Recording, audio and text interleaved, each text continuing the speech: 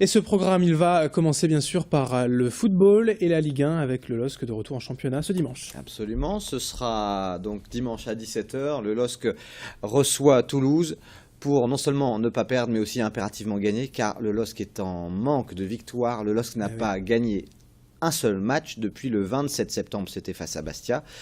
C'est une série de 13 rencontres sans aucune victoire. Je crois de mémoire que ça n'est jamais arrivé au LOSC, en tout cas pas ces 15 dernières années. Une série de 13 matchs sans aucune victoire, c'est quand même douloureux. En plus, hier, après avoir fait une bonne entame en Europa League, là on pensait peut-être que le LOSC allait pouvoir l'emporter. Eh bien non, une défaite hier en Europa League à domicile face à Wolfsburg, 3-0, dont un pénalty à la 89e. Gay, Mendes, Origi ont plutôt été bons pourtant en début de match, mais encore une fois, c'est le réalisme qui a manqué aux Dogs, un réalisme qui était tout trouvé du côté allemand, et malheureusement Lille est désormais disqualifié d'Europa League, aucune victoire, dernier du groupe, la campagne européenne a été vraiment pas bonne. Lille d'ailleurs n'a pas gagné à domicile en compétition européenne depuis août 2012, c'était face à Copenhague, et ça fait donc 7 matchs sans victoire à l'échelon européen à domicile sans aucun succès.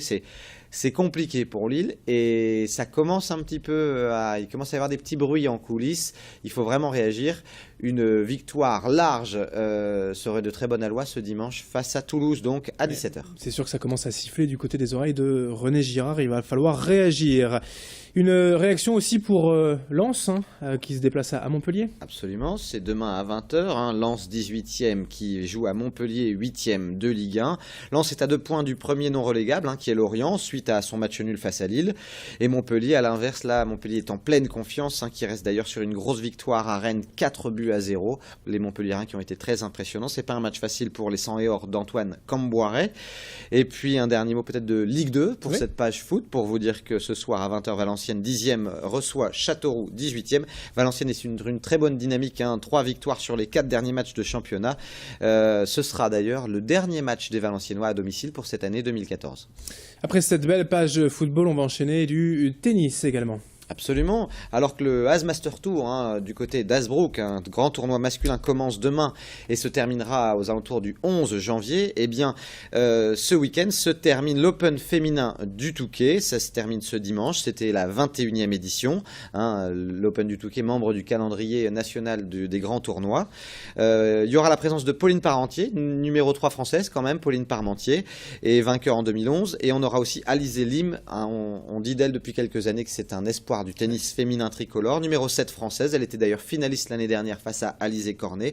Les quarts de finale auront lieu demain à 9h, les demi-finales demain après-midi à 14h30 et la finale donc de cet Open du Touquet féminin à 15h30 ce dimanche. Du haut niveau à chaque fois avec l'Open de tennis du Touquet ce week-end. Un petit mot de volleyball, Guillaume. Un petit mot de volleyball pour vous dire que Tourcoing reçoit Montpellier. Toujours pas de victoire pour le TLM, même si on a constaté un mieux face à Paris. 6 points de retard sur Nantes, l'équipe qui précède Tourcoing au classement.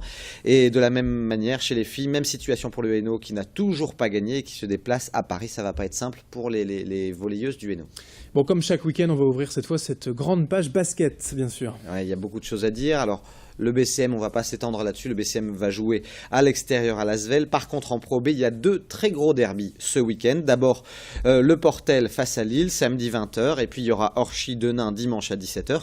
Lille 12e reviendrait sur le Portel 8e en cas de victoire. Donc, c'est un match important. Et du côté d'Orchy 4e, eh bien, c'est Denain 5e de Pro B qui se déplace à la Publico Pével Arena. Ils sont tous les deux à 7 victoires et 3 défaites, à 1 point seulement du podium. Ces 2 équipes, on peut le dire, créent un peu la surprise cette saison en Pro B.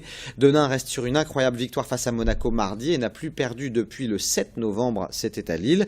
Et du côté d'Orchy, eh bien, Orchy est invaincu à domicile en championnat, 3 matchs, 3 victoires à domicile. La Ligue féminine avec le SBVA. Ah oui, le SBVA qui reçoit Tarbes, Villeneuve d'Ascq 3e, Tarbes 5e. Ça, c'est demain à 20h au Palacium à Villeneuve d'Ascq. De son côté, le Hainaut 13e va recevoir Montpellier 7e. Ce sera pas simple. Ça, c'est demain à 20h. Arras 4e et Calais 14e se déplacent toutes les 2. Alors vous allez nous parler d'un Open de kata à Lambersart. Absolument. Alors, c'est le 6e Open international de kata du Nord, de judo. C'est à Lambersart. C'est un label national A. Ça démarre demain dès 8h30. Qu'est-ce que c'est que le kata? Eh bien, simplement, c'est une sorte de judo chorégraphié où on montre surtout les techniques de judo. C'est pas du combat, mais c'est malgré tout très impressionnant. L'an dernier, la compétition avait battu son record de participation avec une centaine de judokas, dont certains venaient de toute l'Europe.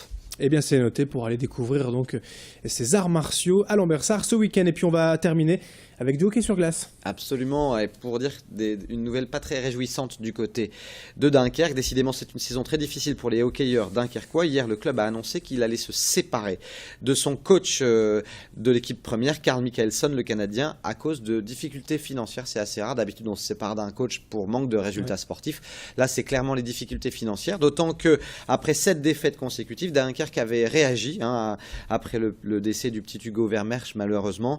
Dunkerque avait décroché 2 victoires de rang depuis le 1er novembre, mais ça n'a pas suffi à sauver la tête de Carl Michaelson qui va quitter le club, malheureusement. Une saison difficile donc pour le HGD.